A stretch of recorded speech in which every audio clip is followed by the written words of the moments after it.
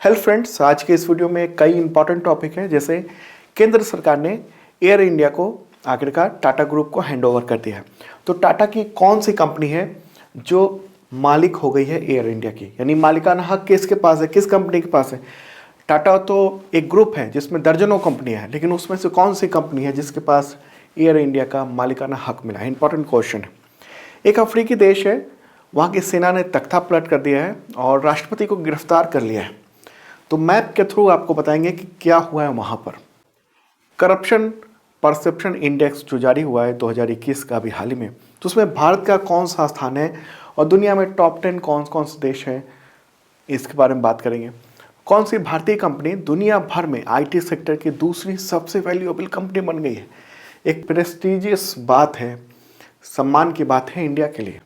किस भारतीय मूवी को ढाका फिल्म फेस्टिवल में सर्वश्रेष्ठ फिल्म का पुरस्कार मिला है।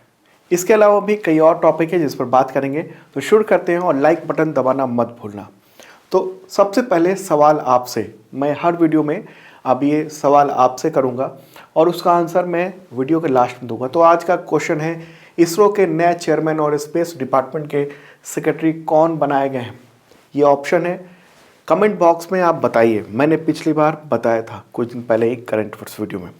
मैं इसका आंसर इस वीडियो के लास्ट में दूंगा। तो पहला क्वेश्चन लेते हैं इस वीडियो का। केंद्र सरकार ने एयर इंडिया का मालिकाना हक टाटा ग्रुप की किस कंपनी को सौंपा है। तो ये सब टाटा ग्रुप की कंपनियां हैं। इसका आंसर होगा टैलेस प्राइवेट लिमिटेड। ओके, क्या है टैलेस प्राइवेट लिमिटेड, ये आप ध्यान रखना। सरकारी कंपनी थी कल तक, यानी 27 जनवरी तक एयर इंडिया, वो अब प्राइवेट हो गई। टाटा सन्स ने आधिकारिक तौर पर एयर इंडिया को टेक ओवर कर लिया है और टाटा सन्स की ओर से टैलेस प्राइवेट लिमिटेड इसने अपने अंदर ले लिया है। ओके, सरकार ने सारे शेयर इस कंपनी के हवाले कर दिए हैं, इस कंपनी के नाम कर दिए हैं। तो इसी के साथ ही करीब 69 ईयर के बाद एयर इंडिया की कमान फिर से टाटा के हाथों में आ गई है। ओके, एयर इंडिया के हैंडओवर से पहले टाटा सन्स के चेयरपर्सन एन चंद्रशेखरन वो प्राइम मिनिस्टर से मिले, बातचीत की। उसके बाद वो सीधे न्यू दिल्ली में एयर इंडिया के ऑफिस में पहुंचे। फोटोग्राफ आप देख रहे हैं। ओके, तो विनिवेश विभाग है, उसके सचिव ने कहा है कि एयर इंडिया का पूरा शेयर टैलेस प्राइवेट लिमिटेड को सौंप दिया गया है। आप ये देख रहे हैं, मेसर्स टैलेस प्राइवेट लिमिटेड, इसको सौंपा गया है। तो ये इंपॉर्टेंट टॉपिक हो जाता है। तो यहाँ इतनी बात हो रही है तो एक बार एयर इंडिया के सफ़र को देख लेते हैं। तो 1932 में जीआरडी टाटा ने टाटा एयरलाइंस के नाम से स्थापना की थी, एयरलाइंस कंपनी की। ओके, 1946 की बात है जब इसका नाम एयर इंडिया रखा गया था टाटा ग्रुप के द्वारा। फिर 1953 में एयर इंडिया का नेशनलाइजेशन हो गया, 1953 में। उसके बाद 1994-95 में प्राइवेट प्लेयर्स को इंडियन जो सिविल एविएशन है उसमें उतरने का मौका मिला। तो उसी के साथ ये लॉस मेकिंग कंपनी होने लगी उसी वक्त से। फिर 2000-2001 की बात है जब वाजपेयी गवर्नमेंट थी, उसने इसके विनिवेश की शुरुआत की। 40% स्टेक बेचने की बात कही, लेकिन कोई आया नहीं खरीदने। फिर 2007 में एयर इंडिया को मर्ज कर दिया गया इंडियन एयरलाइंस के साथ। तो इंडियन एयरलाइंस और एयर इंडिया मिलकर एयर इंडिया हो गई। ओके, फिर मार्च 2018 की बात है, मोदी गवर्नमेंट ने 76% का स्टेक बेचने की बात कही कि हम प्राइवेट प्लेयर को देंगे, लेकिन कोई नहीं आया खरीदने के लिए। फिर एक बात हुई जनवरी 2020, सरकार ने कहा हम 100% दे देंगे, आओ हमारे पास कोई भी। तब सितंबर 2021 में जो बिड हुई उसमें टाटा ग्रुप और स्पाइस जेट के जो प्रमोटर हैं अजय सिंह, दोनों ने बिड किया, बोली लगाई। और फिर अक्टूबर 2021 में टाटा ग्रुप ने ये बिड जीत ली। और अब ये हुआ है कि अब टाटा ग्रुप के पास ये कंपनी चली गई है। ओके, टाटा ग्रुप की कौन सी कंपनी है, तो टैलेस प्राइवेट लिमिटेड। बिल्कुल ये ध्यान रखने की ज़रूरत है, टैलेस प्राइवेट लिमिटेड, क्योंकि अक्सर क्वेश्चन घुमा के आ जाते हैं। ओके, सीधे तौर पे एग्जामिनेशन में नहीं आते।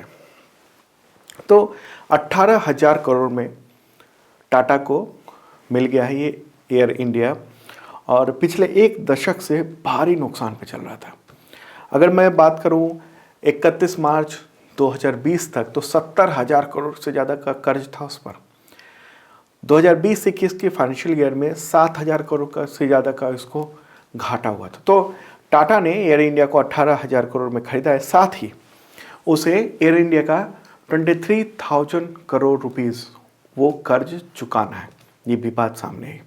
तो अब टाटा के सामने एक बड़ी चुनौती है कि एयर इंडिया को घाटे से निकाल कर मुनाफे की कंपनी में बदला जाए। और माना यह जा रहा है कि टाटा के पास कई और एयरलाइंस हैं, उसमें स्टेक है, तो सबको हो सकता है आपस में मिला लिया जाए। ओके, एयर इंडिया उसके पास फिलहाल 114 एयरक्राफ्ट है। ओके, 42 लीज पर है और 99 उसके पास खुद के हैं। चलिए आगे बढ़ते हैं। मुझे लगता है एयर इंडिया के मामले पर पूरी बात समझ चुके होंगे आप।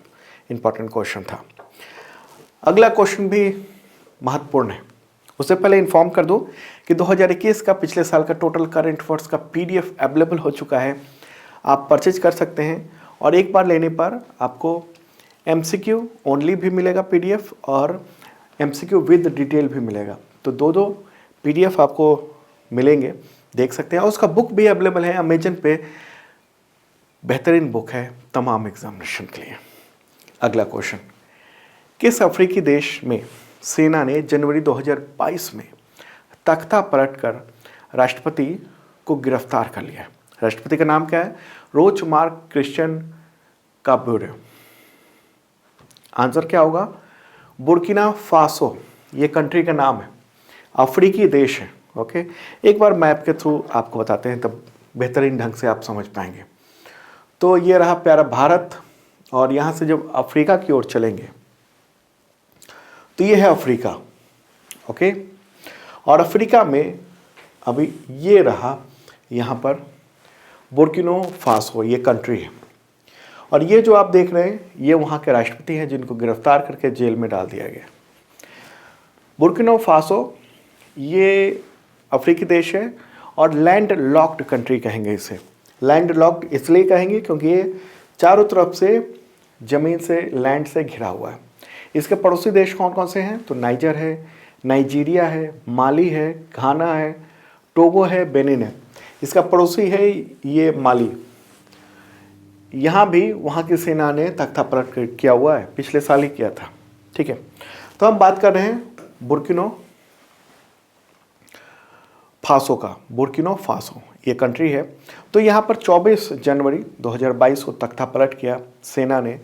सैनिकों ने, देश के राष्ट्रपति हैं ये हैं राष्ट्रपति, इनको गिरफ्तार कर लिया, जेल भेज दिया।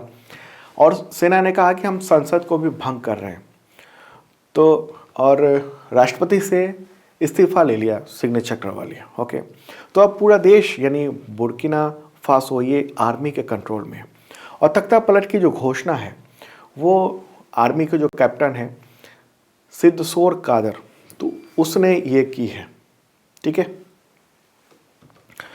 तख्ता पलट के बाद सेना ने क्या कहा है? सेना का ये कहना है कि बुर्किना फासो की सुरक्षा दिन ब दिन बिगड़ती जा रही थी, स्थिति खराब थी और इस्लामिक जो एक्सट्रीमिस्ट हैं वो अटैक कर रहे थे और कई सैनिकों की मौत हो गई थी। हालांकि ये सब काम सेना का था कंट्रोल करने का, लेकिन इसका कहना है कि सेना के संपर्क में सरकार नहीं थी। सरकार की या तो ये बात नहीं मान रहे थे या इनके सलाह सरकार नहीं मान रही थी। तो इसलिए इनका कहना है कि हमने हस्तक्षेप किया और तख्ता पलट कर दिया। ये भी बात सामने आई है कि वहाँ कुछ लोग या हो सकता है ज़्यादा लोग वो तख्ता पलट के समर्थन में भी आए। ओके, तो अफ्रीकी देश है, इसके आसपास के कई देशों में भी तख्ता पलट हो चुके हैं। ये तो रहा देश बुर्किना फासो। इसके आसपास भी कई देश हैं जिनको तख्ता पलट हो चुका है। सूडान 2021 अक्टूबर 2021 में वहाँ तख्ता पलट हुआ था। माली में मई 2021 में सेना ने तख्ता पलट कर दिया था। गिनी में सितंबर 2021 में सेना ने तख्ता पलट कर दिया था। तो एक तरह से लगातार अफ्रीकी देशों में हम लोग देख रहे हैं कि तख्ता पलट की घटनाएं सामने आ रही हैं। क्यों हो रही? ऐसा क्यों ऐसी घटना हुई है? क्योंकि वहाँ करप्शन के जो मामले हैं वो बहुत ज़्यादा हैं। ओके, और उसकी वजह से सभी लोगों तक विकास नहीं पहुंच पा रहा है, और ये सब गरीब देश हैं, तो सेना इन सब देशों में हावी हो चुकी है।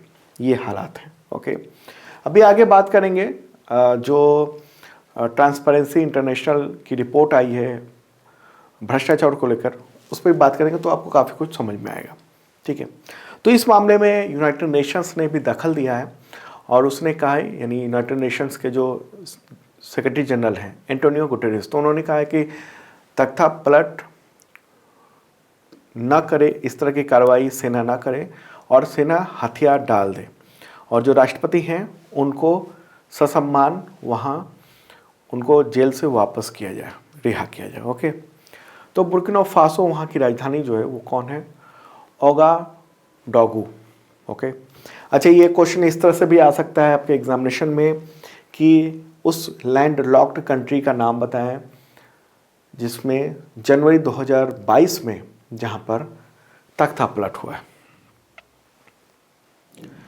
आगे बढ़ते हैं, अगला क्वेश्चन लेते हैं।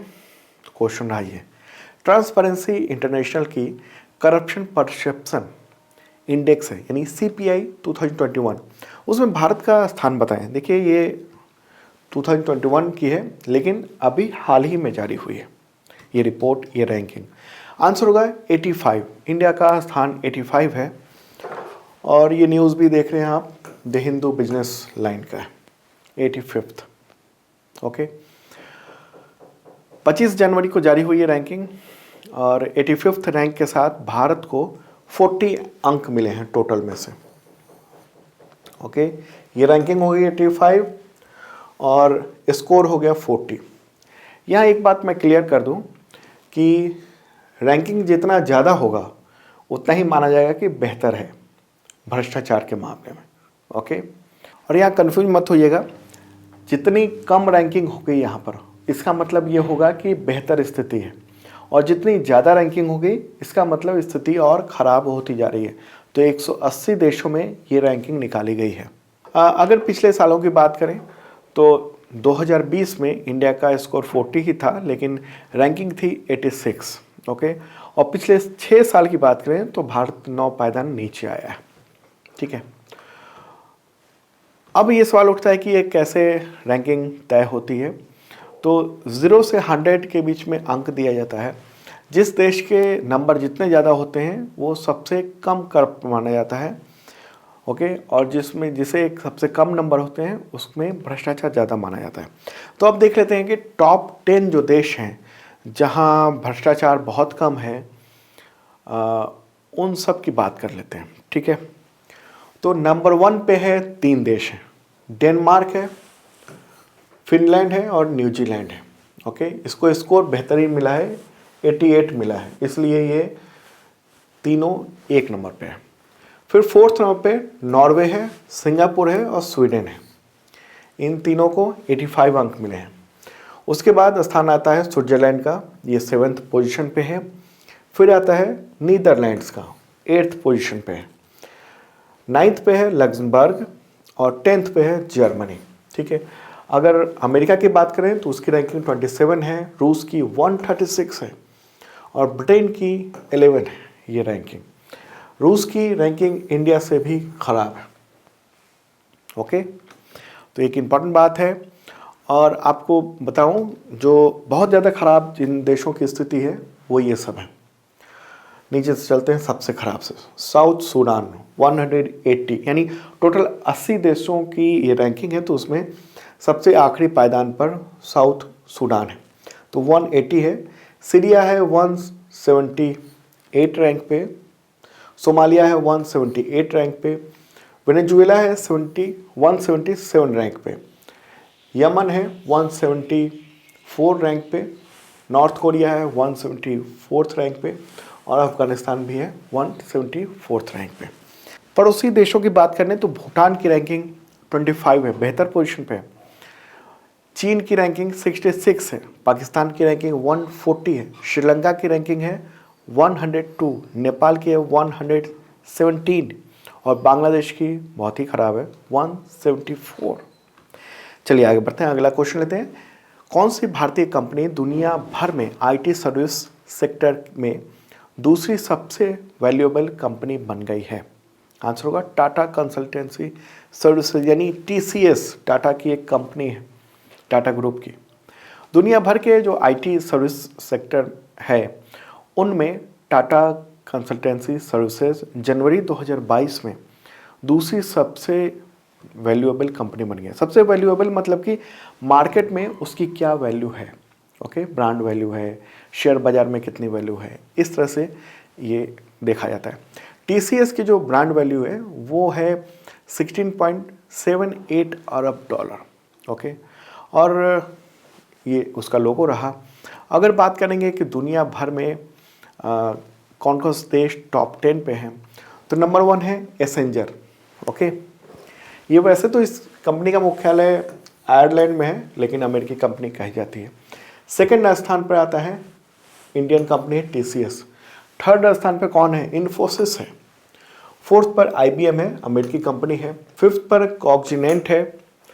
सिक्स पर आप देख रहे हैं कैप जेमिनी है। सेवन्थ पर विप्रो है, इंडियन कंपनी है। एट्थ पर है एचसीएल, इंडियन कंपनी है। नाइन्थ पर है एनटीटी डाटा, जापानीज कंपनी है। और 10th पर है फुजीटसु, ये जापान की कंपनी है, ओके। और टेक महिंद्रा की बात करेंगे तो दुनिया भर में 15वें स्थान पर है, और एलटीआई ये 22वें स्थान पर है, ठीक है। तो ये स्थिति आईटी सेक्टर की जो टॉप 10 सबसे वैल्यूएबल कंपनी है वो पूरी लिस्ट है, ओके, आप देख रहे हैं। और उसमें इंडिया की कंपनी कितनी है? 4 है, एक अच्छी बात है, ओके। और पिछले 12 महीने में टीसीएस की ब्रांड वैल्यू काफ़ी बढ़ी है, लगभग 12.5% तक बढ़ गई है ब्रांड वैल्यू। अगला क्वेश्चन होगा एचपीसीएल यानी हिंदुस्तान पेट्रोलियम कॉर्पोरेशन लिमिटेड, उसके नए चेयरमैन और प्रबंध निदेशक यानी सीएमडी कौन चुने गए हैं? आंसर होगा पुष्प कुमार जोशी, ओके, न्यूज़ भी देख रहे हैं आप। पुष्प कुमार जोशी किसकी जगह लेंगे? तो मुकेश कुमार सुराना की जगह लेंगे। हालांकि ये 30 अप्रैल के बाद जगह लेंगे, क्योंकि 30 अप्रैल तक मुकेश कुमार सुराना रहेंगे, ओके। तो पुष्प जोशी जो हैं वो पहले से एचपीसीएल में काम कर रहे हैं, तो अब नए पद पे वो मिलेंगे। हालांकि फाइनल जो डिसीजन होगा वो प्रधानमंत्री की अध्यक्षता वाली जो कैबिनेट नियुक्ति कमेटी है वो करेगी। तो एचपीसीएल, उसका लोगो ये रहा। उसकी स्थापना हुई थी 1974 में, मुख्यालय है मुंबई में, ओके। और सरकार एयर इंडिया की तरह इसे भी, ये हालांकि प्रॉफिट मेकिंग कंपनी है, इसे भी विनिवेश करने की योजना बनाई हुई है सरकार ने, बेचने की।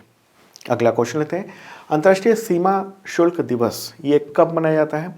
आंसर होगा 26 जनवरी को, ओके। पहली बार इस दिवस का आयोजन 26 जनवरी 1953 को हुआ था, विश्व सीमा शुल्क संगठन यानी वर्ल्ड कस्टम ऑर्गेनाइजेशन के गठन के दौरान, ओके।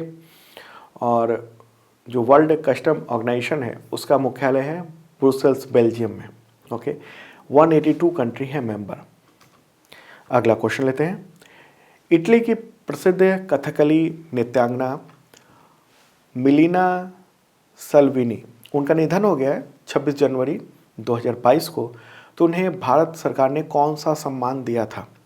आंसर होगा पद्मश्री। उन्हें पद्मश्री मिल चुका है। 94 ईयर की थी। 2019 में भारत सरकार ने उनको पद्मश्री से सम्मानित किया था। इटली में जन्मी थी, ये रहा फोटोग्राफ। इटली में जन्मी थी और वहीं की, मतलब उसके बाद वो फ्रांस चली गई थी, फ्रांस की नागरिक बन गई थी। लेकिन कथकली जो एक नृत्य की शैली है उसमें ये पारंगत थी और उसके बारे में प्रचार प्रसार काफ़ी कुछ किया था, ठीक है। तो ये बात है, और भारतीय प्रधानमंत्री ने भी इनके निधन पर शोक जताया। अगला क्वेश्चन लेते हैं, किस भारतीय फिल्म को 20वें ढाका इंटरनेशनल फिल्म फेस्टिवल में सर्वश्रेष्ठ फिल्म का पुरस्कार मिला है? आंसर होगा कुझंगल, ओके। भारतीय फिल्म है ये कुझंगल, उसको 23 जनवरी 2022 को ये अवार्ड मिला है 20वें ढाका अंतर्राष्ट्रीय फिल्म महोत्सव में, ओके। और जो फिल्म है वो ट्रांसलेटेड वर्जन में भी आ चुकी है, इस नाम से 2021 में यानी पिछले साल ये फिल्म आई थी, और पेबल्स नाम से ये ट्रांसलेटेड वर्जन ये अवेलेबल है। ओके, तो इसको मिला है अवार्ड। अगला क्वेश्चन लेते हैं, भारत के सबसे युवा अंपायर का नाम बताएं जिन्होंने ओमान में लीजेंड लीग क्रिकेट की अंपायरिंग की है। आंसर होगा शुभदा भोसले गायकवाड़। ओके, अब फोटोग्राफ ये रहा, और केंद्रीय मंत्री ज्योतिरादित्य सिंधिया ने ट्वीट करके ये बताया है कि वो भारत के सबसे युवा अंपायर हैं। ओके, हालांकि कितनी एज है इसके बारे में न उन्होंने बताया, न ही जो मीडिया में पूरे छपा है उसमें भी एज इनके बारे में नहीं बताया गया। तो मध्य प्रदेश की रहने वाली हैं, झाबुआ जिले की, और वहाँ एक कॉलेज है थांडला कॉलेज, तो उसकी खेल अधिकारी हैं। तो इन्होंने ओमान में जो चल रहा है लीजेंड लीग क्रिकेट, तो उसमें इन्होंने अंपायरिंग की है। ओके, जन्म भी मध्य प्रदेश के ग्वालियर में हुआ था, क्रिकेटरों के परिवार में। पिता उनके अजीत भोसले हैं जो कि क्रिकेट कोच हैं, चाचा श्रीकांत भोसले हैं जो डोमेस्टिक क्रिकेटर हैं, रणजी ट्रॉफी में भी वो खेल चुके हैं, भाई भी क्रिकेटर रह चुके हैं।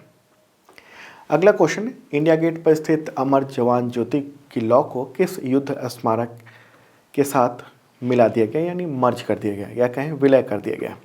तो आंसर होगा national war memorial. Okay, Bharat सरकार ने ये फैसला किया कि दिल्ली के इंडिया गेट पर जो अमर जवान ज्योति है उसकी लौ को राष्ट्रीय युद्ध स्मारक के लौ के साथ मिला दिया जाए। ओके, ऐसा गणतंत्र दिवस से पहले ही हुआ है 21 जनवरी को। ठीक है, तो अब अमर जवान जो ज्योति थी इंडिया गेट पर, वहाँ अब नहीं है। मैं फोटोग्राफ भी दिखा दूँ, ये अमर जवान ज्योति जो है वो रिसीव की जा रही है, और उसको ये जो नेशनल वॉर मेमोरियल है इंडिया गेट के पास में ही, उसी परिसर में, ये इंडिया गेट यहाँ देख रहे हैं आप, तो उसी के पास में है, तो वहीं पर उसकी जो लौ है, अग्नि है, उसको मिला दिया गया नेशनल वॉर जो मेमोरियल है वहाँ पर। ठीक है, तो इम्पॉर्टेंट बात है। और आपको बताऊं कि जो अमर जवान ज्योति थी इससे पहले इंडिया गेट पर, वहाँ उसे 1972 के गणतंत्र दिवस पर तत्कालीन प्रधानमंत्री इंदिरा गांधी ने स्थापित करवाया था। उस वक्त जलाया गया था, लगातार ये जल रहा था, और अब इसको ट्रांसफ़र कर दिया गया है नेशनल वॉर मेमोरियल में। ये फोटोग्राफ आप देख रहे हैं नेशनल वॉर मेमोरियल है। इस पर विवाद भी हुआ है, कंट्रोवर्सी भी हुई कि अमर जवान ज्योति जो कि इंडिया गेट पर थी उसको बुझा दिया गया है। तो इस पर सरकार का ये कहना है कि हमने राष्ट्रीय युद्ध स्मारक में इस ज्योति को विलीन किया है। चलिए आगे बढ़ते हैं, अगला क्वेश्चन लेते हैं। भारतीय राष्ट्रीय पर्यटन दिवस ये कब मनाया जाता है? आंसर होगा 25 जनवरी। ओके, हालांकि विश्व जो पर्यटन दिवस है वो है 27 सितंबर को, लेकिन अगर बात होगी भारतीय राष्ट्रीय पर्यटन दिवस कब मनाया जाता है तो वो होगा 25 जनवरी को। इसकी शुरुआत जो है वो 1948 में ही इस दिवस की शुरुआत हो गई थी। तो अब यहाँ सवाल हो सकता है कि केंद्रीय पर्यटन मंत्री कौन है? तो जी किशन रेड्डी। अगला क्वेश्चन, भारतीय किसान उर्वरक सहकारी जो है, इफ़को कहते हैं उसको, Indian farmers fertiliser cooperative, IFFCO, तो उसके नए चेयरपर्सन कौन बनाए गए? तो आंसर होगा दिलीप संघानी। ओके, तो उन्होंने बलविंदर सिंह नकई की जगह ली है। हालांकि वो पहले से अस्थायी तौर पर इसके चेयरपर्सन का काम देख रहे थे, क्योंकि जो पूर्व चेयरपर्सन थे बलविंदर सिंह नकई, उनका निधन हो गया था पिछले साल ही अक्टूबर में। हालांकि अब इनको ऑफिशियल रूप से दिलीप संघानी को चुन लिया गया है। इफ़को उसका मुख्यालय कहाँ है? न्यू दिल्ली में। ओके, स्थापना कब हुई थी? 3 नवंबर 1967 को, 1967 को न्यू दिल्ली में।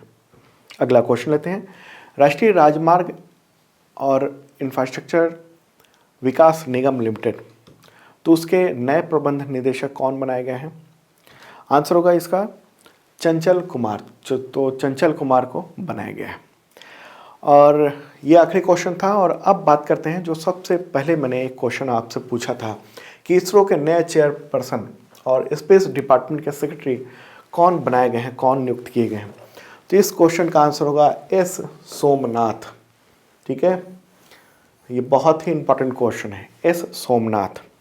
जिन लोगों ने सही जवाब दिया उनको बधाई कि आपकी तैयारी ठीक चल रही है, और जिन्होंने सही जवाब नहीं दिया वो ध्यान रखें जो भी मैं बताता हूँ उन सब के बारे में। ओके, और हर दिन मैं क्वेश्चन पूछूंगा आपसे वीडियो के स्टार्टिंग में, और आखिर में मैं उसका जवाब दूंगा। तो दोस्तों, कैसा लगा कमेंट बॉक्स में ये भी बताना, और जिन लोगों ने सब्सक्राइब नहीं किया ज़रूर कर लें, बेल आइकन जरूर दबाएं। और पिछले साल का करंट अफेयर्स का ई बुक भी अवेलेबल है, बुक भी अवेलेबल है, इस वीडियो के डिस्क्रिप्शन में चेक कर सकते हो।